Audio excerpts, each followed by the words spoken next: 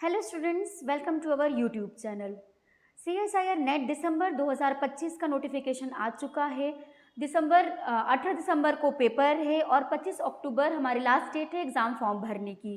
तो हमारे पास बहुत कम समय बचा है। जैसे कि आपको पता है, अक्टूबर चल रहा है, नवंबर बचा है और दिसंबर के कुछ दिन ही बचे हुए हैं और कुछ दिन तो आपके दिवाली में जाएंगे।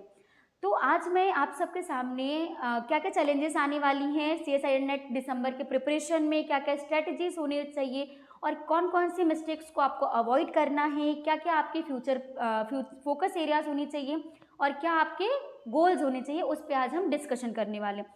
तो सबसे पहले अगर हम चैलेंजेस की बात करें तो चैलेंजेस में आपके पास ये आएगी, हमें क्या क्या चीज़ें अवॉइड करनी है। तो हमें अनबायस्ड प्रिपरेशन नहीं करनी है। इसका मतलब ये हो जाता है कि हमें जंप नहीं करना है कि हमने एक यूनिट आधी पढ़ी और फिर दूसरी यूनिट पे चले गए, दूसरी यूनिट हमने आधी पढ़ी और तीसरी यूनिट पे चले गए, तो ये हमें नहीं करना है।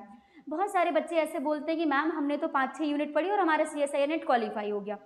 होता है, बहुत सारे बच्चों का होता है, वो ऑर्डिनरी नहीं, एक्स्ट्रा ऑर्डिनरी बच्चे होते हैं जिनका 5-6 यूनिट में क्वालिफाई हो जाता है। लेकिन अगर अभी हम बात करें तो आपको कम से कम 13 यूनिट में से 9 से 10 यूनिट्स प्रिपेयर करनी ही पड़ेंगी, तभी आपका CSIR नेट क्वालिफाई होगा। और आपके पास एक डेडलाइन आ चुकी है 18 दिसंबर की, तो आपको पता होना चाहिए कि हमारे पास यही डेडलाइन है, यही टाइम है। इसी बीच में हमें अपना preparation plus PYQs plus revision सब कुछ ख़त्म करना है। तीसरी अगर हम बात करें नेगेटिव मार्किंग को रिमूव करने की, तो नेगेटिव मार्किंग तभी रिमूव होगी जब आप जितने ज़्यादा क्वेश्चंस की प्रैक्टिस करोगे, जितने ज़्यादा PYs लगाओगे, उससे आपकी उतनी ज़्यादा नेगेटिव मार्किंग्स रिमूव होंगी। दूसरी अगर हम बात करते हैं कि हमारी मिस्टेक्स क्या क्या होती हैं, हम अपने प्रिपरेशन के टाइम पे हम क्या क्या मिस्टेक्स करते हैं, तो हमारा सबसे पहला मिस्टेक होता है कि हम प्रॉब्लम्स पे फोकस करते हैं, ना कि सल्यूशन पे। तो हमें अपने प्रॉब्लम्स पे फोकस नहीं करके हमें उनके सल्यूशंस पे फोकस करनी है। अगर हमें मान लो कि हमें एक यूनिट नहीं बन रही है, नहीं समझ में आ रहा है, हमने 2 बार पढ़ लिया, 3 बार पढ़ लिया, तो कोई बात नहीं, उसे हम छोड़ देंगे, कोई दिक्कत नहीं है। हम दूसरी यूनिट पढ़ेंगे जो हमें आ रही है, जिसके बारे में हम जान रहे हैं। तो जो यूनिट बिल्कुल भी समझ में नहीं आ रही है आपको, वो आप छोड़ सकते हो। ऐसा ज़रूरी नहीं है कि आप उसको पकड़ के ही रखो, क्योंकि अगर आप उसको पकड़ोगे वो आपका टाइम लेगा और दूसरी बाकी यूनिट जो आपको आ रही हैं उनका रिवीजन आपके नहीं हो पाएगा। देन अगर प्रॉब्लम्स हैं तो उनको आइडेंटिफाई करो कि क्या प्रॉब्लम्स आ रही है। अगर प्रॉब्लम्स आ रही हैं तो हमें अगर पता रहेगा कि प्रॉब्लम्स हमारे पास क्या है, हमारी नेगेटिव मार्किंग ज़्यादा हो रही है, तो हम उसको कम कर सकते हैं। अगर हमें लग रहा है कि हमारा टाइम मैनेजमेंट नहीं हो पा रहा है, तो भी हम उसे कम कर सकते हैं। तो अगर आपको लग रहा है कि आप उन प्रॉब्लम्स को सॉल्व नहीं कर पा रहे हो, तो आप हमें उन प्रॉब्लम्स को कमेंट सेक्शन में बताओ, हम उसके सॉल्यूशंस प्रोवाइड करने की पूरी कोशिश करेंगे। नेक्स्ट आ जाती हैं कि लैक ऑफ स्पेसिफिसिटी, मतलब कि हम स्पेसिफिक टॉपिक्स को नहीं पढ़ते, हम कोशिश करते हैं कि हमारा सारा सिलेबस एक बार में कंप्लीट हो जाए। जैसे कि आपको पता है कि टाइम हमारे पास बहुत कम है, तो हमें उन्हीं टॉपिक्स को कंप्लीट करनी है, उन्हीं टॉपिक्स को कवर करना है जो कि स्पेसिफिक है एग्जाम के लिए। पहले तो आप एनालाइज करो कि कौन कौन से ऐसे टॉपिक्स हैं जिनसे कि CSIR नेट हमेशा हर बार क्वेश्चंस पूछता है। उन्हीं टॉपिक्स को आप सबसे ज़्यादा महत्व दो, उन्हीं टॉपिक्स का प्रिपरेशन करो, उन्हीं टॉपिक्स के PYQs लगाओ। देन आ जाता है आपका लैक ऑफ रिवीजन। हम क्या करते हैं, हमें ओवर कॉन्फिडेंस आ जाता है कि अरे यार हमने तो पढ़ लिया, हमें रिवीजन करने की क्या ज़रूरत है, हमें PYQs लगाने की क्या ज़रूरत है। नहीं, ऐसा नहीं है, क्योंकि जब हम PYQs लगाते हैं तब हमें पता चलता है कि हम कितने पानी में हैं, कितना हमें अपना कॉन्सेप्ट याद है। तो कॉन्सेप्ट याद रखने के लिए आपको क्या करना है, रिवीजन करना है। आपको लगातार अपने कॉन्सेप्ट्स की रिवीजन करना है। रिवीजन करते टाइम आपको क्या करना है, शॉर्ट नोट्स बनाते चलना है कि डिटेल्ड इन्फॉर्मेशन तो आपने ले ली, अब एग्जाम से 2-4 दिन पहले पढ़ने के लिए, 1 हफ्ते पहले पढ़ने के लिए आपको शॉर्ट नोट होने चाहिए आपके पास। तो आप क्या करोगे, शॉर्ट नोट का प्रिपरेशन करो।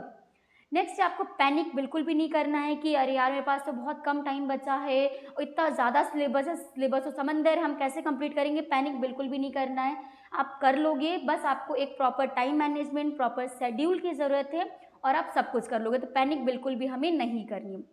अगर हम बात करें फोकस एरिया की कि आपके फोकस एरिया कहाँ कहाँ होनी चाहिए, तो सबसे पहली बात है कि हाई यील्डिंग यूनिट्स पे, मतलब कि ऐसे यूनिट्स पे फोकस करो जिससे कि हर बार क्वेश्चंस पूछे जाते हैं और सबसे ज़्यादा नंबर में क्वेश्चंस पूछे जाते हैं। जैसे कि अगर मैं लाइफ साइंस की बात करूं तो आपका सेल बायोलॉजी हो गया, बायोकेमिस्ट्री है, मॉलिकुलर बायोलॉजी, इकोलॉजी, इवोल्यूशन है, अप्लाइड बायोटेक्नोलॉजी, अप्लाइड मेथड्स हैं, टूल्स है, टेक्निक्स है, इन सबको हम बिल्कुल भी नहीं छोड़ सकते, क्योंकि इन यूनिट्स पे हर एक बार ही CSIR नेट क्वेश्चंस पूछता है। तो हमें उन यूनिट्स पे फोकस करनी है जो हाई यील्डिंग है, मतलब कि जिन पे सबसे ज़्यादा CSIR नेट क्वेश्चंस पूछ रहा है। देन आ जाता है आपका क्वेश्चन डिकोड, मतलब कि हमें क्वेश्चन डिकोड करने आना चाहिए। अगर हम पार्ट सी की बात करते हैं तो हमारे पास पूरा एक पैराग्राफ देता है क्वेश्चंस का। हम बच्चे क्या करते हैं, एक बार में पूरा पैराग्राफ पढ़ते हैं और वहीं पे कंफ्यूज हो जाते हैं कि अरे यार ये क्या पूछ रहा है, इतना बड़ा क्वेश्चन दे दिया और हम कैसे समझेंगे। तो हमें क्वेश्चन डिकोड करने आना चाहिए। क्वेश्चन डिकोड कैसे आएगा, जितनी आप क्वेश्चंस की प्रैक्टिस करोगे उतनी ही अच्छे से आप क्वेश्चन को डिकोड कर पाओगे। क्वेश्चंस को डिकोड करने के लिए आपको क्वेश्चंस को बारी बारी से, मतलब पार्ट में तोड़ के पढ़ना है। एक पार्ट को आप तोड़ो, पढ़ो, समझो, उसके बाद दूसरे पार्ट को तोड़ो, पढ़ो, समझो, उसके बाद आप एक बार इसका कंक्लूजन निकालो। आप चाहो तो पेन और पेपर लेके बैठो, जो चीज़ें वो बोल रहा है उसको लिखते जाओ और फिर लास्ट में कंक्लूजन निकालो, उससे ही आपका आंसर निकल के आ जाएगा। ओके, देन है आपका एक्टिव रिकॉल। एक्टिवली आप रिकॉल करते रहो, कहीं भी रहो, आप ट्रेन में हो, कहीं भी सफ़र कर रहे हो, कुछ भी कर रहे हो, आप अपने फ़ोन में एक नोट्स बना के चलो, ठीक है, कि हमें आज ये चीज़ें कंप्लीट करनी थी, तो हमने अपने शॉर्ट नोट की फ़ोटोज़ ले ली हैं, उसे हम एक्टिव रिकॉल करते चले कि अरे यार ये मेरा छूटा था, ये याद नहीं आ रहा, तो ये क्या होगा। अगर नहीं याद आ रहा तो आप वापस से चेक कर लो उसे, तो इसे हम बोलेंगे एक्टिव रिकॉल करना है, ठीक है। जितना हो सके मॉक टेस्ट लगाओ, मॉक टेस्ट दो। मॉक टेस्ट क्या होता है कि आपको वो एक्सपीरियंस देता है जो आपको एग्जाम टाइम में मिलने वाली है।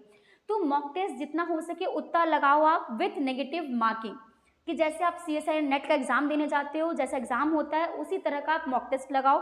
उसमें एनालाइज करो कि आपके कितने क्वेश्चंस गलत हो रहे हैं, कितनी नेगेटिव मार्किंग हो रही है, क्योंकि मेनली हमारा क्या होता है कि हम क्वेश्चन तो सही करके आते हैं, लेकिन नेगेटिव मार्किंग जो है वो सही वाले क्वेश्चन से नंबर ले जाता है अपना। तो उन्हीं नेगेटिव मार्किंग से हमें बचना है। तो उन नेगेटिव मार्किंग से बचने के लिए हमें ढेर सारे मॉक टेस्ट लगाने हैं। मॉक टेस्ट लगाने से पहले आप PYQs ज़रूर से ज़रूर लगाओ। देन आ जाता है आपका कि हमारे क्या क्या गोल्स होने चाहिए।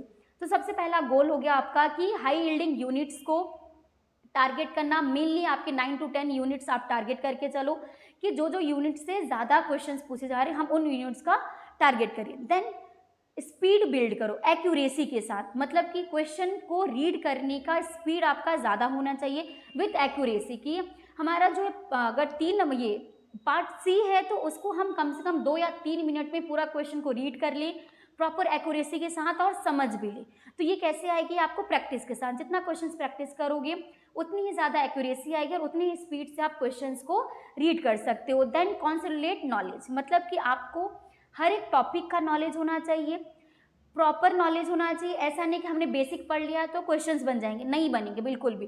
पार्ट सी के क्वेश्चंस आपको डिटेल्ड इन्फॉर्मेशन मांगती है कि आपके पास अगर डिटेल्ड इन्फॉर्मेशन है तभी आपके पार्ट सी के क्वेश्चंस बनेंगे हमारे पास। इसीलिए हमारे पास क्या होना चाहिए, डिटेल्ड नॉलेज होना चाहिए।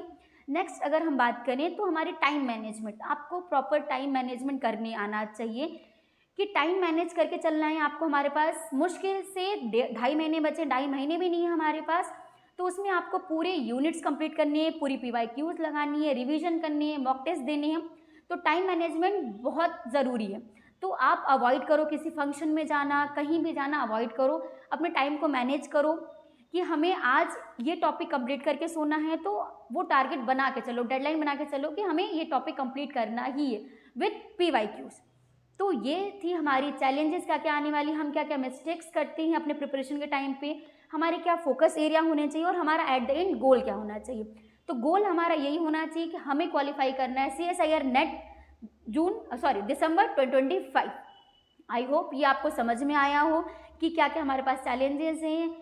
और अगर कोई भी क्यूरी है, आपकी कोई भी डाउट है, तो आप बेशक कमेंट सेक्शंस में आप अपना जो भी क्यूरी है, डाउट है, आप पूछिए, हम आपके डाउट्स को ज़रूर क्लियर करेंगे। Thank you.